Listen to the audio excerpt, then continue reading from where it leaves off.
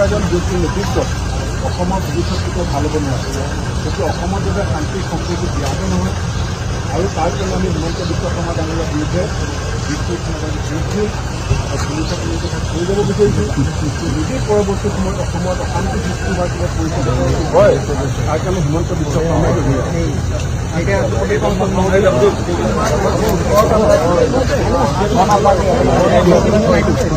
বেছি মানুহ যাব নালাগে, বাকীবিলাক ৰৈ দিয়ক, ৰৈ দিয়ক, বাকীবিলাক ৰৈ দিয়ক। আমি হুলস্থুল কৰিব অহা নাইতো, হুলস্থুল কৰিব অহা নাইতো। বাকী পাৰ্টি চব পাৰ্টি ইয়াতে এজন নহয় না, আমি হুলস্থুল এজনমান মানুহ হৈ যাব দেই। পাৰ্টি এজন এজন থাকোঁতেতো 15টা হৈ যায়।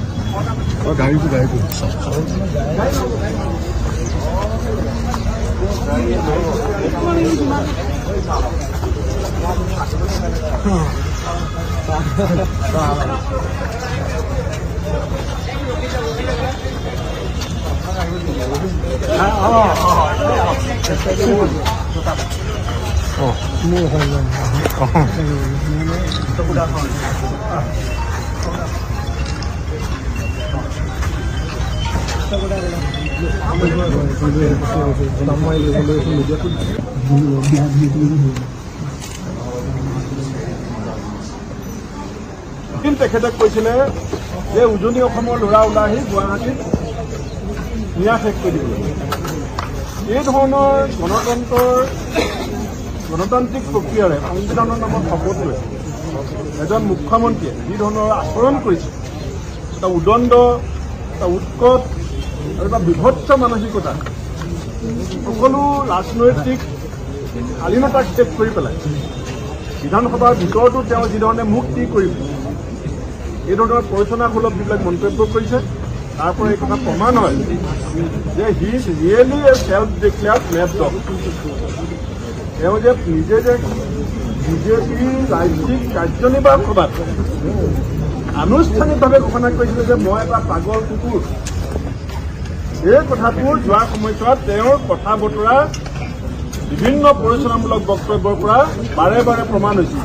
সেইকাৰণে আমি আজি দিছপুৰ থানাত আমি বিৰোধী ঐক্য মঞ্চৰ 18টা ৰাজনৈতিক দল, আমাৰ সাংসদসকল, আমাৰ বিধায়িনী দল, আমি সকলোৱে এটা কেছ দিছোঁ আৰু আমি তাত শেষত লিখিছোঁ, আপোনালোকক আমি FIR কপিটো দি দিম।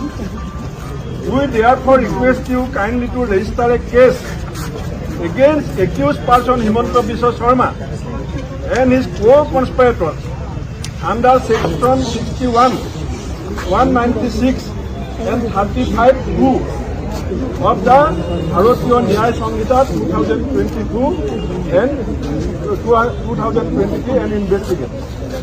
আমি ইতিমধ্যে OCৰ হাতত সেই কাগজখন অৰ্পণ কৰিছোঁ আৰু এই কথা আজি আমি অসম পুলিচকো কৈছোঁ, অসমত যদি সাম্প্ৰদায়িক বিভাজনৰ নামত, সাম্প্ৰদায়িক মুখ্যমন্ত্ৰীয়ে চলোৱা বিষবাস্পৰ নামত যদি পৰিস্থিতি কেনেবাকৈ অৱনমিত ঘটে, এটাও যদি ঘটনা ঘটে, তাৰ কাৰণে হিমন্ত বিশ্ব শৰ্মা জগৰীয়া হ'ব আৰু হিমন্ত বিশ্ব শৰ্মাৰ ওপৰত এজন অপৰাধী, সাম্প্ৰদায়িক বিষবাস্প বিয়পাবলৈ চেষ্টা কৰা এজন প্ৰত্যক্ষ অপৰাধী, মানুহে দেখি আছে, ৰাইজে দেখি আছে, কাণেৰে সকলোৱে শুনি আছে।